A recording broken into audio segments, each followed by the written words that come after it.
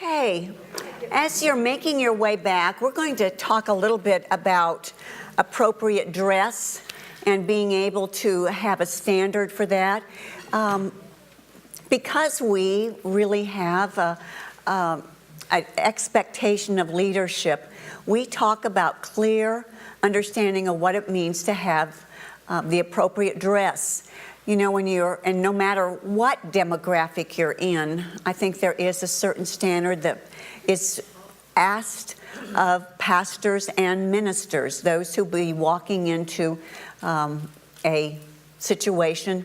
And so one of the things that I make it really clear for all of us is that if you're doing visitation, if you have a jacket in the car, to put that jacket on, and that may mean just walking into a hospital, but to be that extra level up of professionalism. You know, there's this great verse in the scripture, I've gone to prepare a place for you. Well, when you prepare yourself, that first 30 seconds that you give to people, they understand that somehow you cared enough to really prepare yourself. So physically even, how you show up in a room tells them something about your professionalism. So, you know, for women, I would say making sure that you have the appropriate kind of shirts that, you know, really are more professional looking, maybe button up, those kinds of things where you can put a jacket on. And I always tell our pastors, just keep a jacket in the closet so you can jump into action and really help people feel as if you are more professional. There's also times, though, where, you know, if you're serving a different demographic, like out in western Kansas, my home, which is more of a farming community, where that really wouldn't be appropriate. Or when you're going into a place, say in Lebanon, I took off all my earrings, all of my rings. You know, you don't show up showy. You don't show up with the kinds of things that, you know, sometimes we take for granted. We always tell people to take off all your diamond rings and all of that kind of thing. So you really show up in a way where it helps people feel like you understand their situation. If you're working with a homeless situation or in financial care, you know, just only recently did I allow myself, my husband gave me a diamond ring years ago that I'm now wearing, but when I was employed, I never wore this thing when I was working at the church full time because it seemed inappropriate to me. It just seemed like when I was working with financial care with folks, I couldn't be, I could not portray that. So being highly sensitive about who you're going to be sitting with and thinking of their situation, it may mean that you have to deny yourself the joy of wearing something that you like to wear, but being able to really relate to people is most important too. Again, too, I think wearing that professional look for, I remember a young pastor who came in and she was in such a, oh my goodness, she just got out of seminary and she was so excited. And she came to work the first day almost in a party dress. I mean, it was just lively looking, had all sorts of splashy colors and, you know, was kind of a full-skirted little thing, you know, and she was cute. But who would walk in that day, of course, was someone who was suicidal. Now, how do you sit with someone who is suicidal and you've got on this kind of party dress almost? And so at the end of the day, you know, I sat with her and we kind of debriefed and she was talking about this, you know, and I just listened to what her day went, and I carefully then began to talk about appropriate boundaries and all, and then I carefully addressed, you know, as pastors, we might really need to think about how we show up. It doesn't mean that you have to wear black every day, but I do have a good assortment of black in my closet, a lot of black. But to make sure that you show up in ways where it's, again, not going to be this overarching, the way you walk in says, you have to be happy, I'm here, kind of thing. Because that's not where people live. That is not reality. And so helping them understand that even by your very presence. We're going to turn the page now to 37. And I'm going to just go over that little redemption story there to let you know, again, how your own personal story can be used. This young woman came into my office, and she really, she came in 6 months pregnant.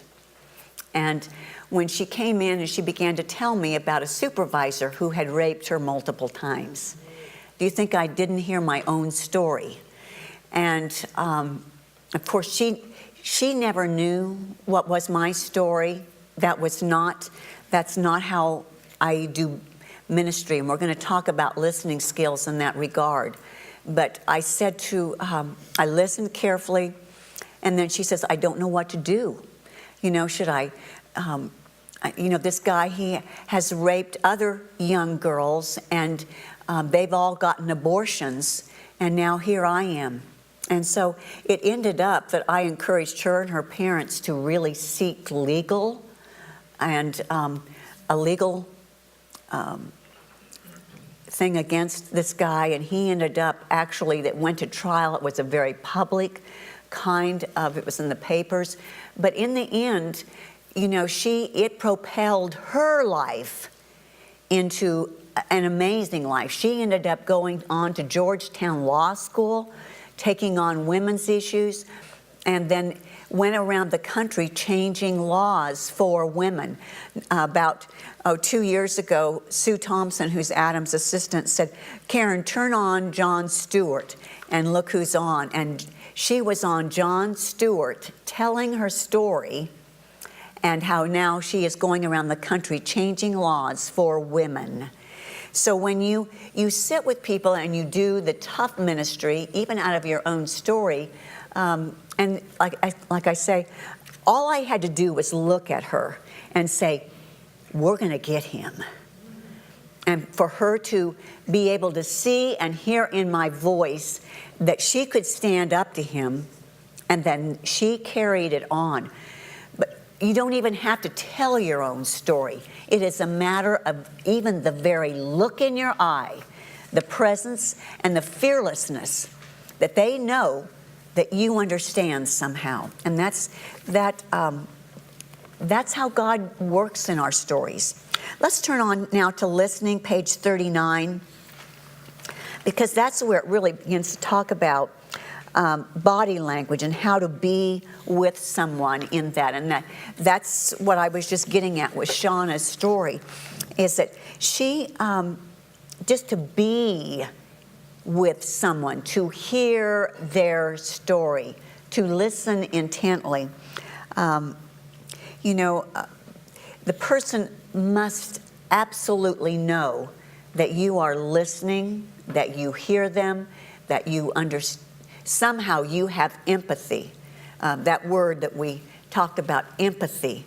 What does that look like? Empathy with boundaries and understanding how we can really be with people and be empathetic. I want you just to shout out 3 aspects of what you think a good listener.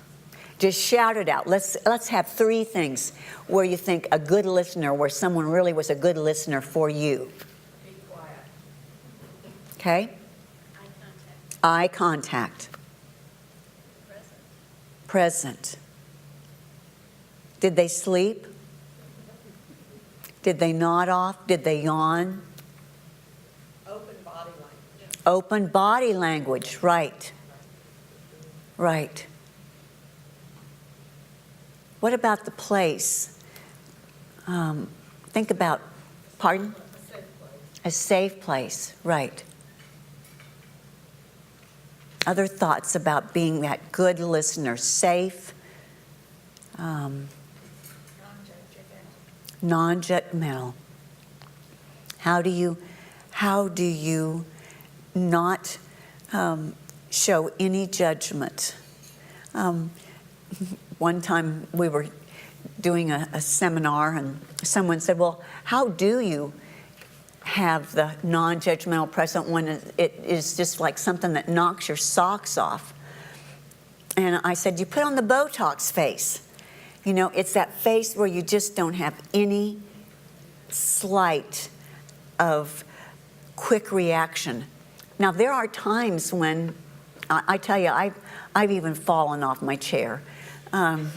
Nearly. I mean, really, there was a time when I was working with a widower, and he, even though we talked about having good boundaries for him after his wife had passed and all, he came to see me, and he had gotten a DUI, and he was using alcohol as a means to, so he was really needing help with recovery ministry. But then on top of it, he had gotten a woman pregnant. And when he told, you know, the DUI I could deal with, but when he told me that, it was like, I leaned back in my chair, and it was kind of, it was like, you know, you try, even those who've been at this a while, you know, I wasn't sleeping though. I was wide awake. I was listening, and of course tried not to be judgmental and sitting with him, but helping him find a solution to next steps on all of that. So on page 40, you know, at the very top there, nonverbal communication. 90% of what we say is nonverbal. Nonverbal.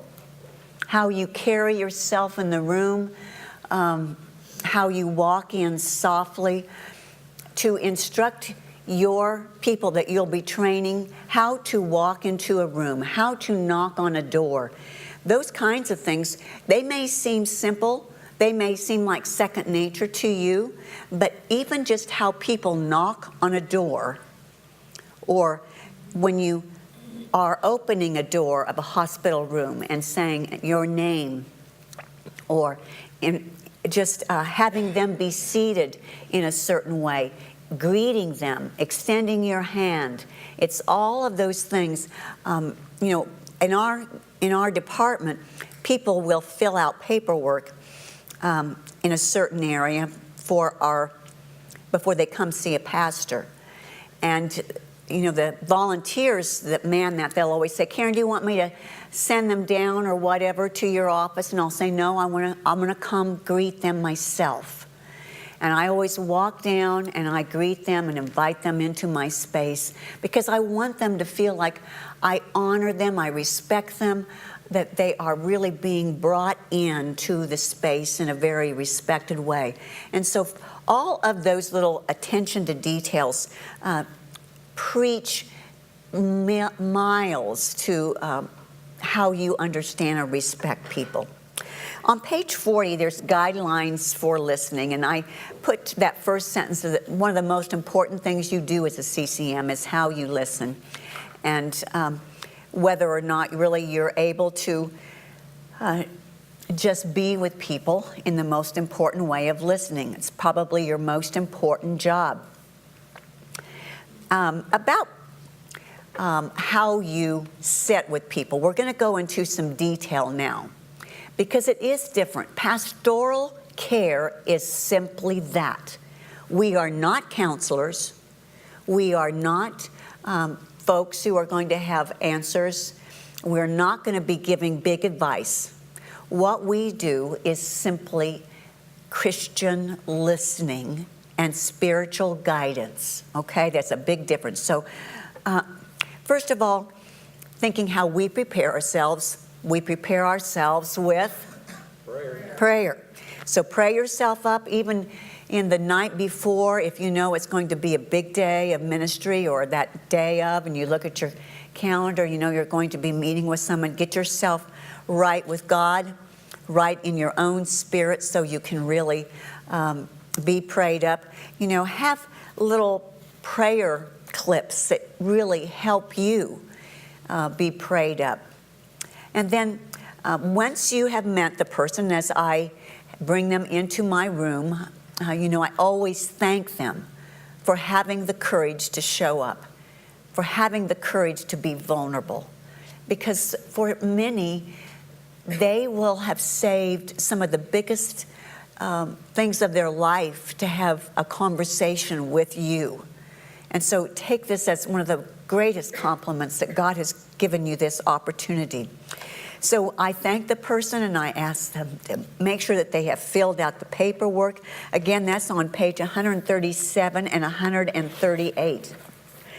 And we fill out paperwork for anyone who comes in for a pastoral care counsel or listening session. And that's on page 137 and 138.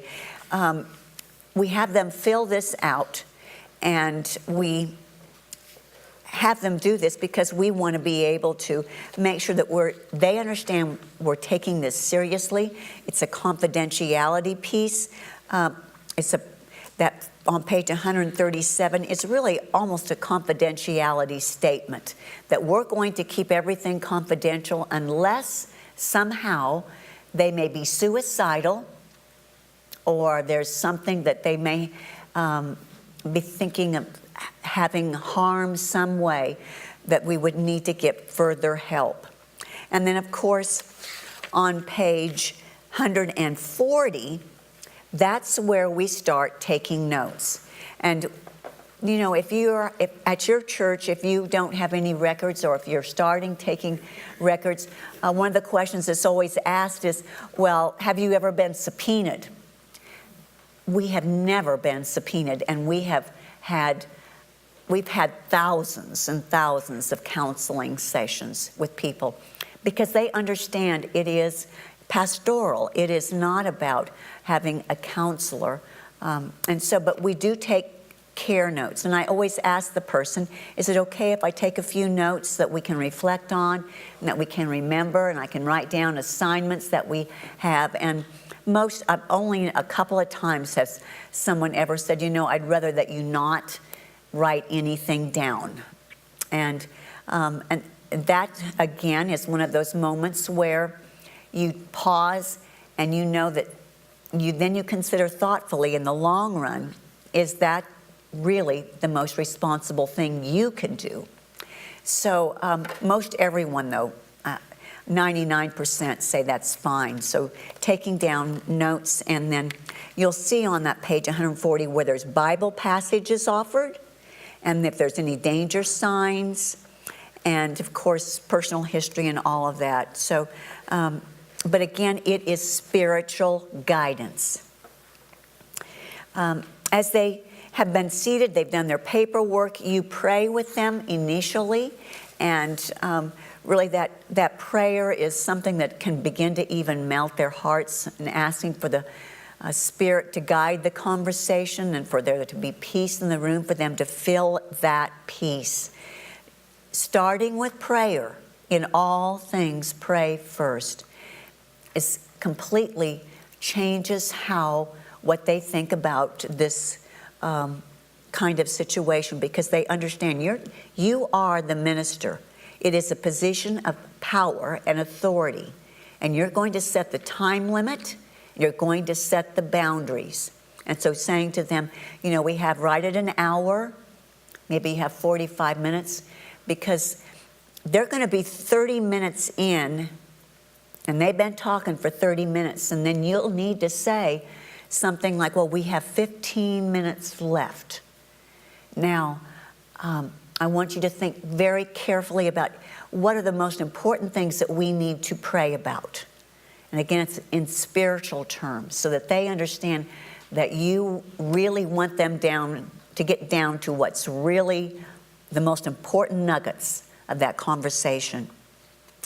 Then as you continue in that conversation, most of it really is just asking the right questions. And at the bottom of page 41, taking on an understanding of what those right questions might be.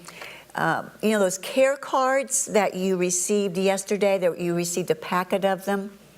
in those care cards, there's, for every situation, there are some key questions that you can lead with.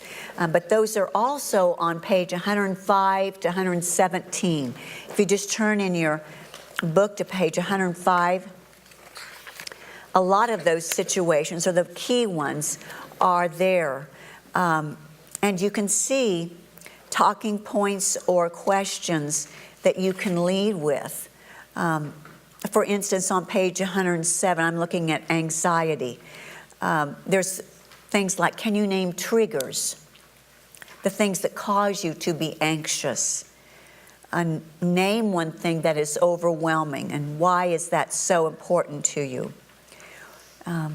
Why would you stay stuck in this anxiety? So think about those key questions before you even walk into situations. And your care cards can help you. The care cards also have on them scripture text as well as in your book that you can use for those particular different situations. So have those scriptures ready. And then also there's usually resources listed. Everything from books to possible sermons that you might have seen. Anything that you think is a resource. Now, you see those care cards, guys. Take them home and invent your own.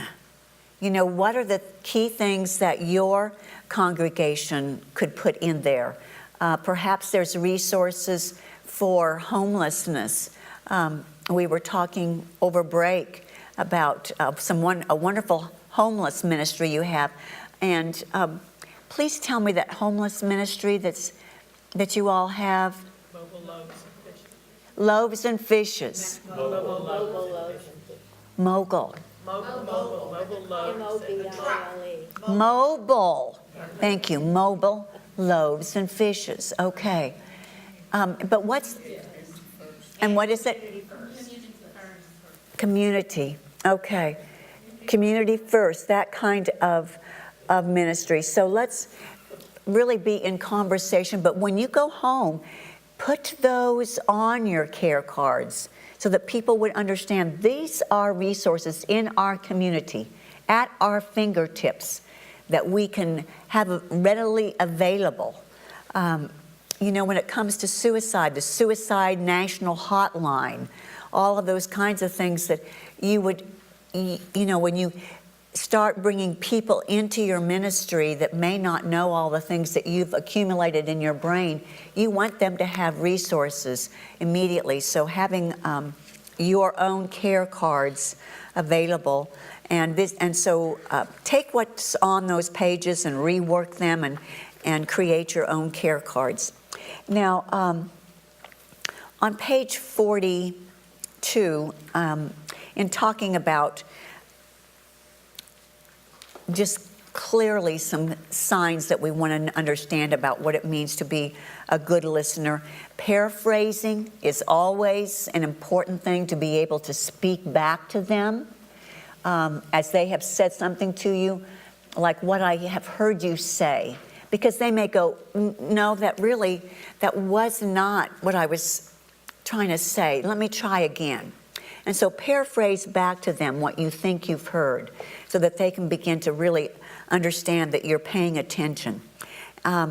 Listen to clues about their spiritual well-being, their prayer life, and really encourage them to take a dive into journaling, into always giving them an assignment. When you are done at the end of whatever session you are having, think of some assignment you can give them, whether it be if they are highly anxious people or they're having some bouts of depression. You know, ask them, have they been out, how much time do they spend outside in the sunshine?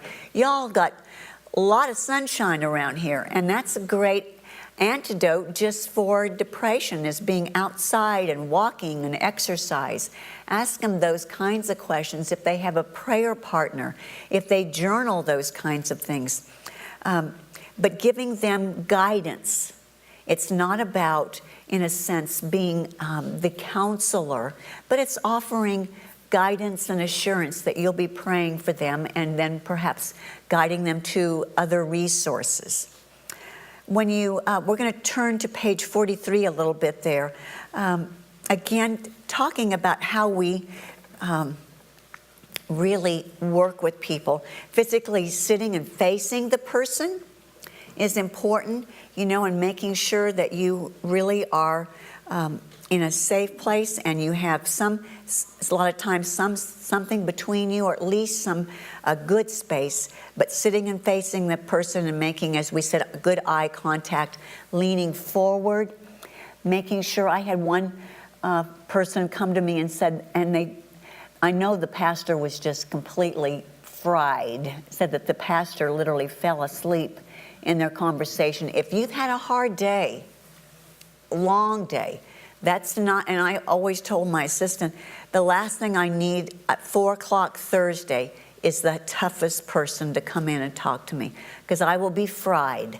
Don't set up anything for me, because I still got to teach grief that night, and I need some supply of energy yet. So think about those times when you are at your best to be with people, because it takes that awareness of your own.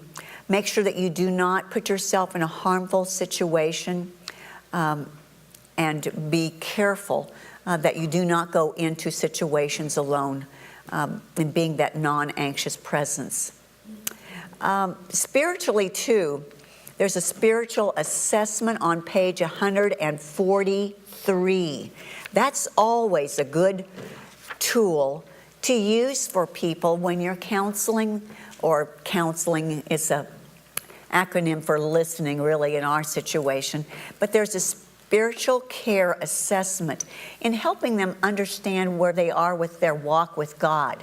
You can use that tool early in your connection so that they understand that this is about spiritual care that you are doing and relating to them.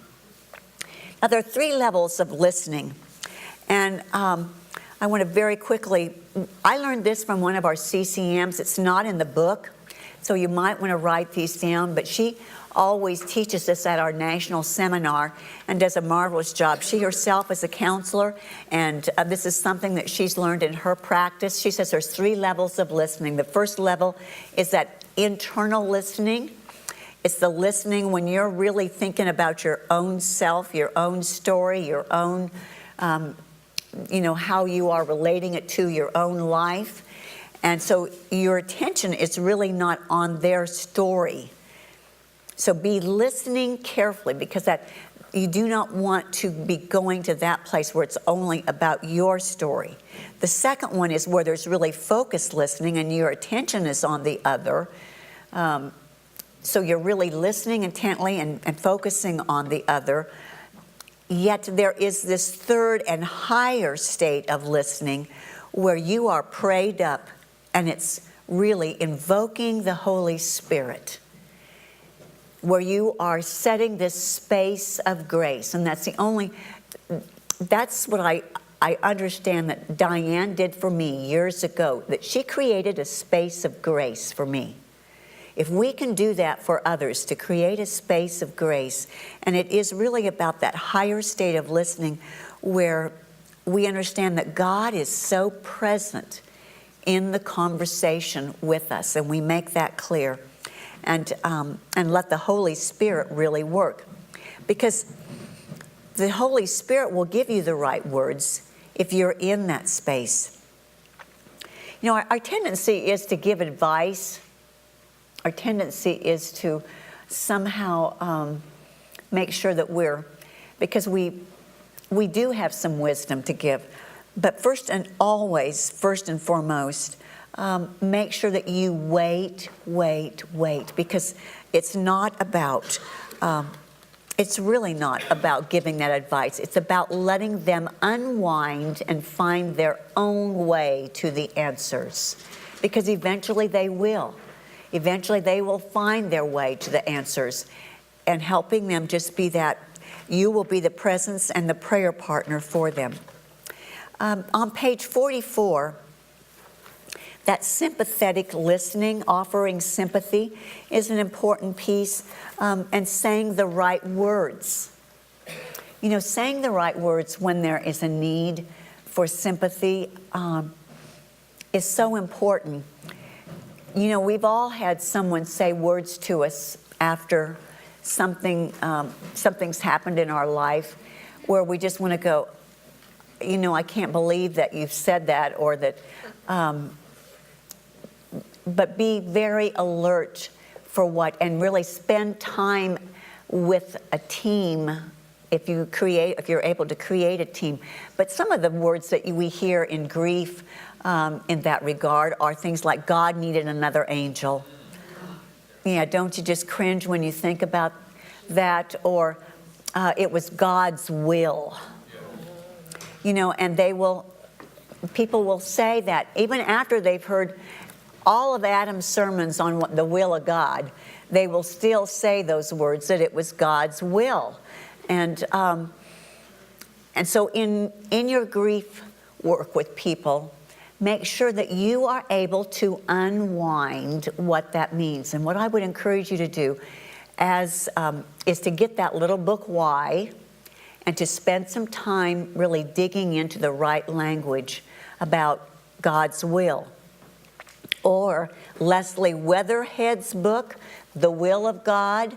I think that little book is an amazing book. It was written after World War II, after Leslie Weatherhead had gone through the war, and it was his response about how God's will worked in this imperfect world of war.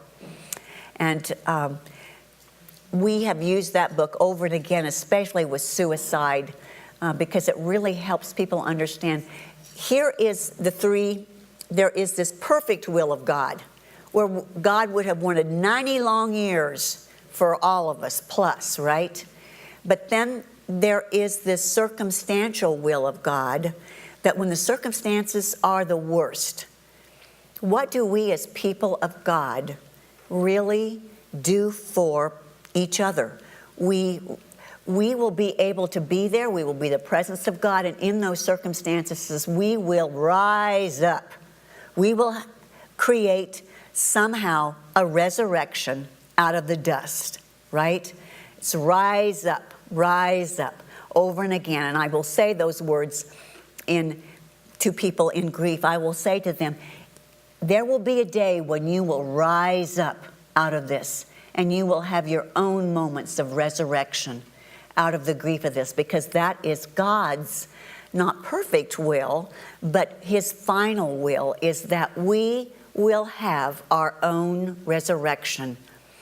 That kind of place where really in the end, love wins. And that's that third phase that Leslie Weatherhead talks about, that a greater will of God where love wins in the end. So being able to know your theology and to make sure that if someone is using that kind of language, that you are able to help them, but you cautiously do it. You know, you don't correct people in ways that are going to be off-putting or something, but you do it in ways that are subtle and soft, yet clear. And you'll just say, well, let's talk about that a little bit. And you begin to unpack with them exactly what they've heard. Reflecting back, letting grace work. It is 11:40, and we're going to have lunch at noon. Is that correct? Am I right about that, guys? Have I got... Yes? Okay, thank you. Thumbs up. I'm on page 45 now, guys. Again, that's this place where offering them goals. Now, we have to consider mental health capacity to set goals, because there are some folks who really, in setting goals for them, it is not realistic. If I was going to set goals with that young woman who I was telling you about, her goals really, my goals are not realistic for her. or what I would think might be helpful to her. So helping them may be that you have to be so clear with them about what will be next steps. How will the church be their church? But always helping the person who is, in a sense, more capable of carrying out goals to have something down the road that they're looking towards. What is going to be happening in 6 months? And look down the road and say, okay, in 6 months, here's what I would like for us to be, because in 6 months you're going to have that first anniversary. Here's what I would like you to do in those 6 months. I would like for you to go to grief group for those 6 months. I would like for you to be able to go to a counselor during those 6 months. And before we meet again, I would like for you to have at least one session with a counselor. And so it is clearly setting a goal with them where they can understand that, okay, here's the next thing that I'm going to do, so that they always have something that they think is a reasonable expectation for them. Maybe it is just giving them a book of devotions and saying, I want you to, here's a devotional book. Let's just start with this every day. But giving them the right tools and helping them be able to always be growing forward. When you think about support and what is their support system, again, family and friends and all of that, whatever we can gather around for it, it's an expansive goal. It's this big, audacious goal. I think about how long it took us to get Tom to this place where he was doing recovery ministry. I think about your Community First, where you've developed this kind of place for homeless folks. How long did that take? So dreaming for these big support systems to be in place. You're the people who are going to do it. And we've got to have, because, you know, when we think about our lifespan, it's finite. We've got to have folks who are going to carry this on and on and on. And so bringing in the next generation and making sure that they are carrying on our big, audacious dreams that we have. On the bottom of page 45, the word accountability stands up. And again, there it is, just that follow up, follow up, follow up. That's why CCMs are so important. Do you remember Mary Bloom in that film that she says, we are given the authority, and it wouldn't be very helpful to the pastors if we didn't take that authority. So you need to take that authority when the Spirit nudges you. Call the people, write a note, even though you may not have received anything back. But if the Spirit nudges you, that may mean that something's going on, and this is your moment. Listen to the Spirit as the Spirit nudges you. On page 104, on page 46, guys, we're going to talk a little bit about crisis and what that really looks like. You know, there will be situations where you will walk into a situation and it is going to be a crisis and you don't even know it. And that's why you cannot be blindsided. You have to be wise, like, what does the scriptures say? Be wise like serpents. It's almost like we have to understand that there will be things that we walk into. And my story about that is that years ago, there was a person that we knew had multiple personalities, and there was a pastor that had been working with her. We had counselors working with her.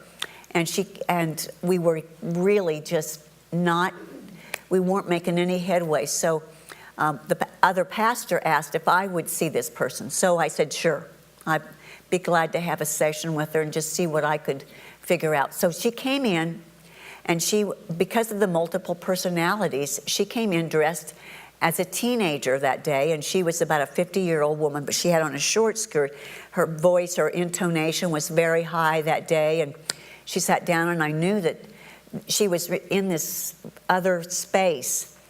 But I learned a lesson that day that I'm telling you will serve me for the rest of my life. Because what happened was, I had her in the seat right beside, I would have someone here, and then and I would be seated here, and then there was this little table in between us, right on the corner, a corner table. Well, on that corner table, she began to talk about her life and all the things that were going on. I had a pair of scissors, and it was because really there were times, I suppose, that I was using those scissors for cutting out things for, people and giving them small prayers and that sort of thing that I had in my little file folder. But what she did at that moment is that she pulled those scissors out and she began to cut her legs. And of course, the blood was just gushing everywhere. But that was a great learning moment for me.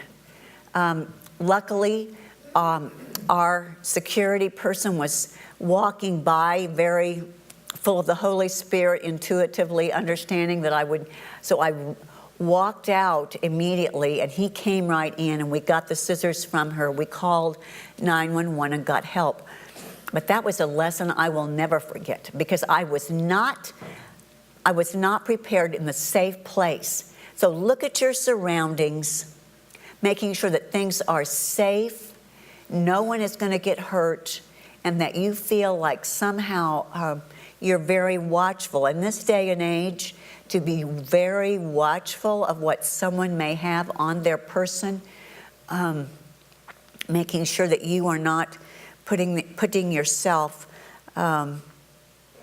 yes. How do you deal with, we're in Texas, the right to carry a gun is Right. prohibited.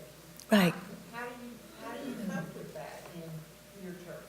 Well, we have signs on the doors, no, We've got some- yeah, I'm sure you do.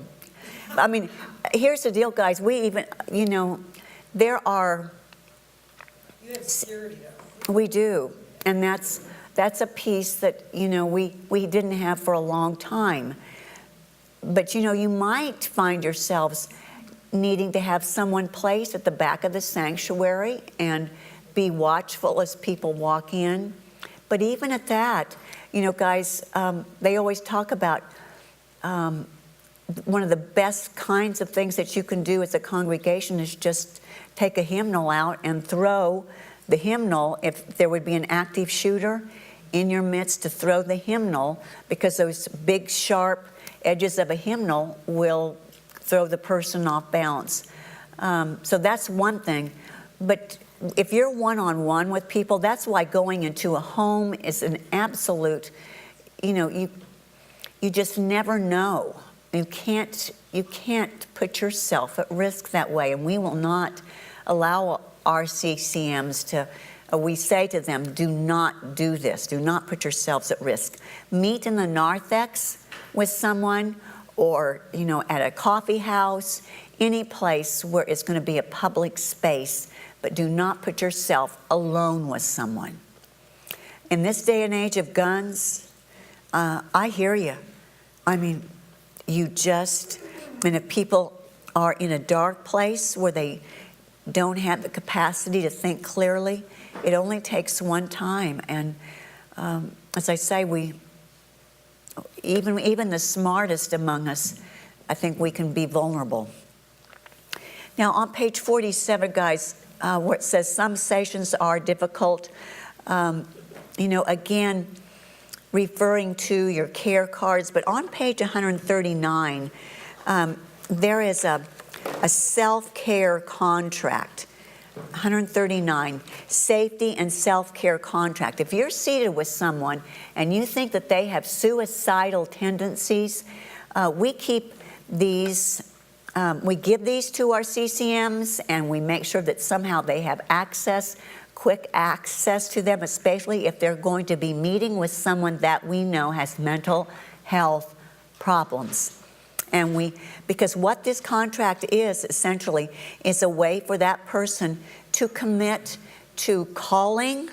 You'll see there, I will call the following people. if I get into that dark place. I will do one of the following things to help me manage my difficult feelings. There's a little book called The Depression Cure. Depression Cure. It's written by Dr. Stephen Illardi, Illardi. And, it talks about the whole understanding of different physical things that you can do and to encourage people to exercise and sunshine and that eat right and socialization or the isolating or whatever. But to do some of the following things to manage their difficult feelings. I will seek additional support in one of the following ways. Counseling, support groups, whatever it is, have them, then you sign it, and then the person signs it, and then that has the national helpline. And again, guys, take this, tweak it for your own purposes, but having something like that is such a valuable tool because it really is very helpful.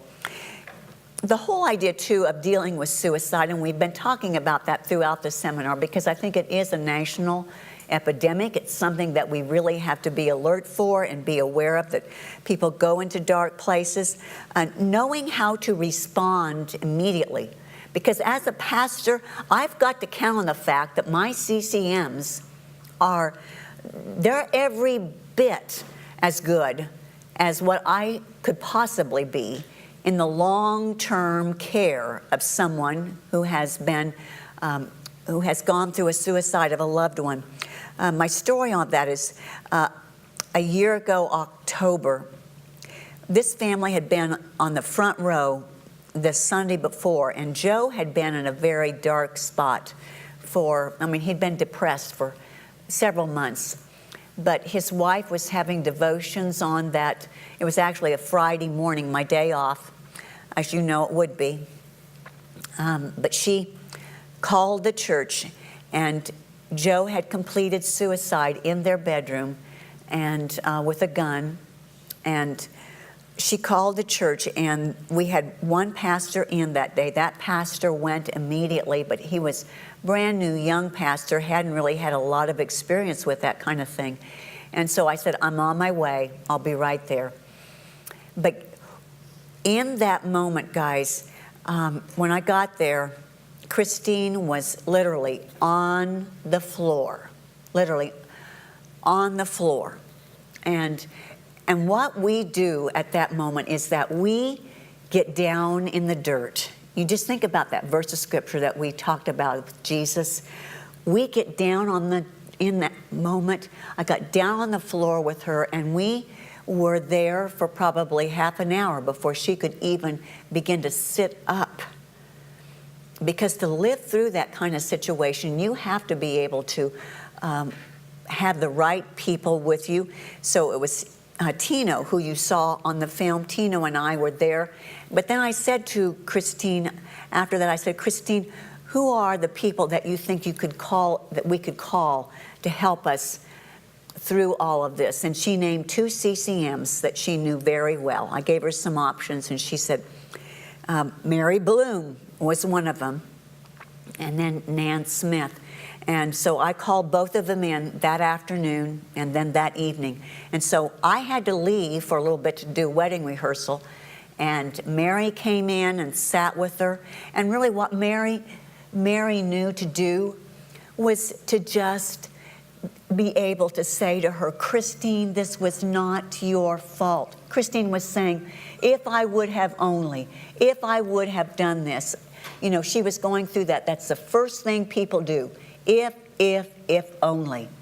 And our job is to say, it is not your fault. We all were doing everything we could to help Joe. So first of all, Christine, it is not your fault. But of course, she needed to hear that hundreds of times. But Mary said it, I said it. And then that evening when I came back, I called Nan Smith, and Nan went with me. And Nan was her helper, her walk-along CCM for a long time. And I heard Christine say over and again, I don't know what I would have done without Mary and Nan. because they were the ones who really helped her.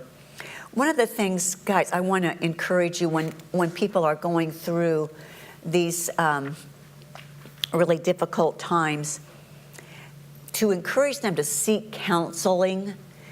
You know, we have got to be, first and foremost, clear about our role. But we have to be able to say, are you getting counseling? Because we're not that. We are this listening, guiding, loving, spiritual presence. But we're not the counselor.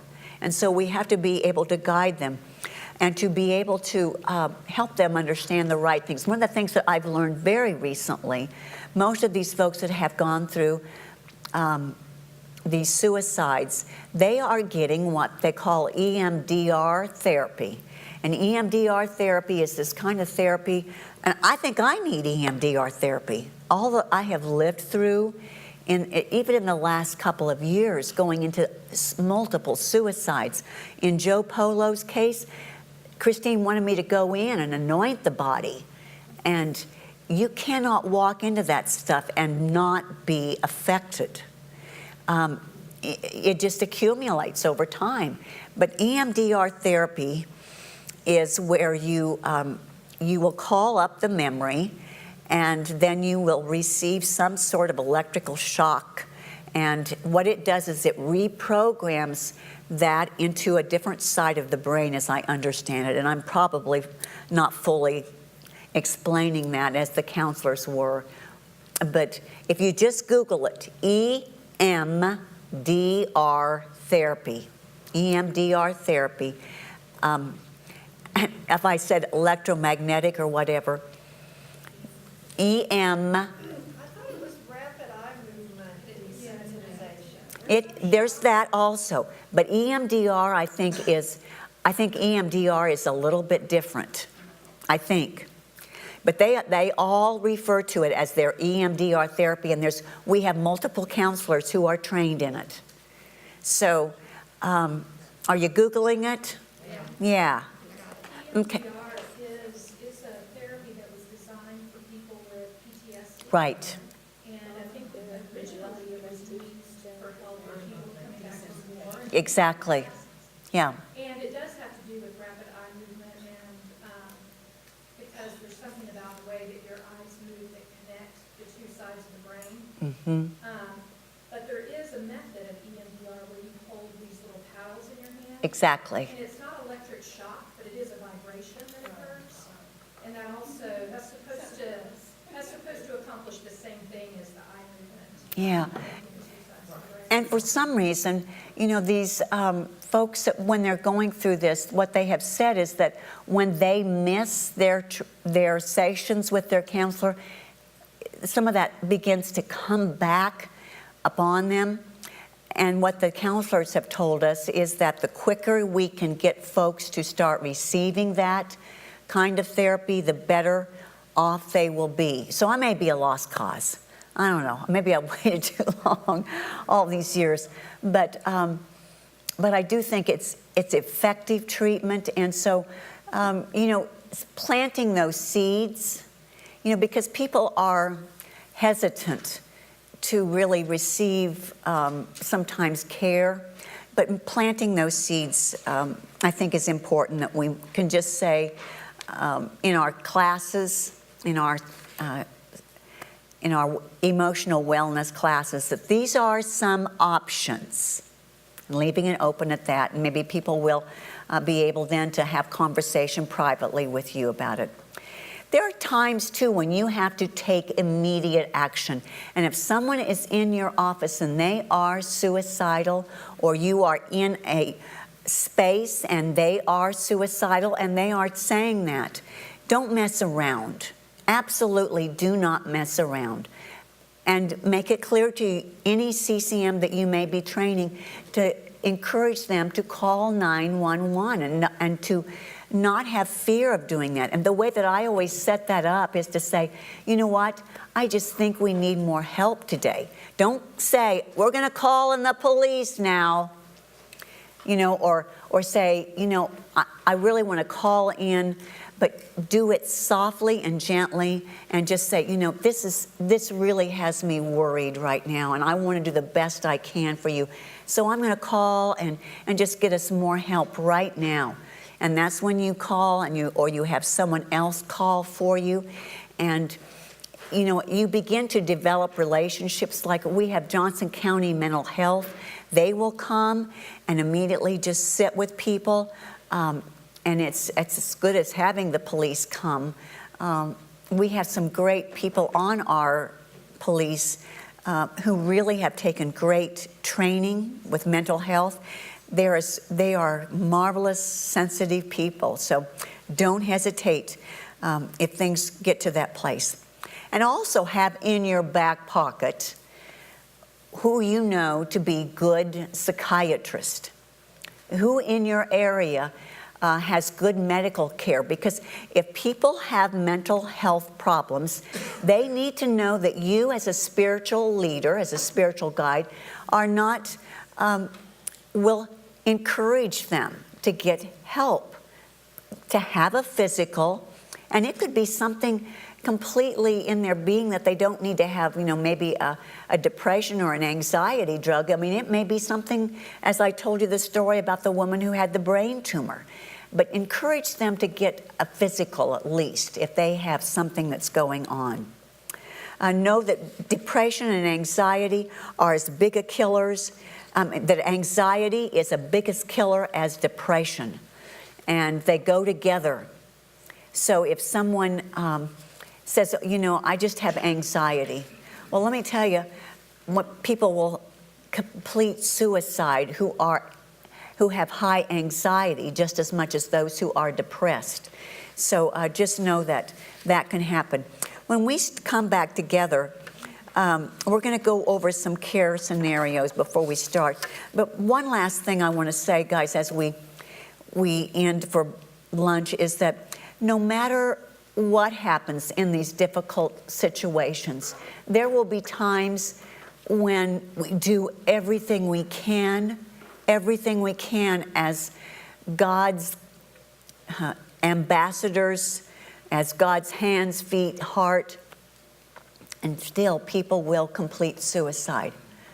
That story on page 49 about Cindy, Adam and I were working with this young woman for months and months and months, and she went to recovery places. She spent 30, 60, 90 days in recovery. Her parents were marvelous, non-judgmental, but she was in a very dark spot, and she got the job done eventually.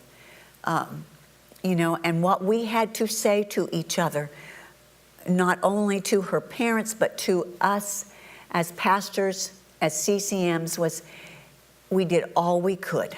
We absolutely did all we could. Because for all of us, there will be moments when no matter how much you do, it's impossible to sometimes be there at that moment. And so just be careful with each other in that, and give each other lots of encouragement if and when those kinds of things might be a part of what happens in your church. All right, guys, we're going to have prayer, and then we're going to come back and do some care scenarios that I think you have on your table.